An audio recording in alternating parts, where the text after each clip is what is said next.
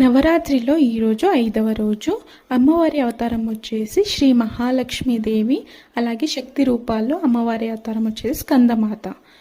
ఇంకా కలర్ వచ్చేసి గ్రీన్. నేనైతే గ్రీన్ కలర్ శారీ అయితే కట్టుకొని రెడీ అయిపోయాను. ఇక్కడ నేను ఈరోజు అమ్మవారికి నైవేద్యంగా అయితే రవ కేసరి చేసుకుంటున్నాను. సో పాన్ పెట్టుకొని అందులో నెయ్యి వేసుకొని కిస్మిస్ కాజు వేసేసుకొని బాగా వేగనిచ్చాక తీసుకొని సపరేట్ బౌల్లోకి తీసుకొని ఇంకా అదే నెయ్యిలో 1 కప్ ఆఫ్ రవ అయితే వేసుకున్నాను. రవ బాగా వేయించితే ఆ ఫ్లేవర్ అంత బాగా వస్తుంది రవ కేసరిది. సో బాగా వేయించుకున్నాను.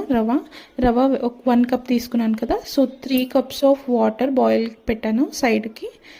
బాయిల్ అయ్యాక ఇంకా వేసేసుకున్నాను అనమాట. వేడి ఇట్లా కలుపుతూ ఉండాలి, లమ్స్ రానట్టు కంటిన్యూగా స్టిర్ చేస్తూ ఉండి. ఇంకా షుగర్ కూడా 1.5 కప్ వేసుకున్నాను 1 కప్ ఆఫ్ రవాకి.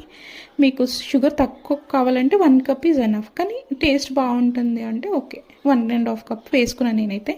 ఇలా ఇచ్చి ఇంకా ఇక్కడ లవంగాలు వేస్తారనమాట బెంగళూరులో. అట్లా చాలా టేస్టీగా అనిపిస్తుంది నాకు ఆ ఫ్లేవర్. సో నేను కూడా ఈసారి ట్రై చేశాను, బాగా కుదిరింది. ఇంకా రవ కేసరి అయితే అయింది కదా. అమ్మవారికి ధూపాలతో నైవేద్యం పెట్టుకొని పూలతో చాలా మంచిగా పూజ అయితే చేసుకున్నాను.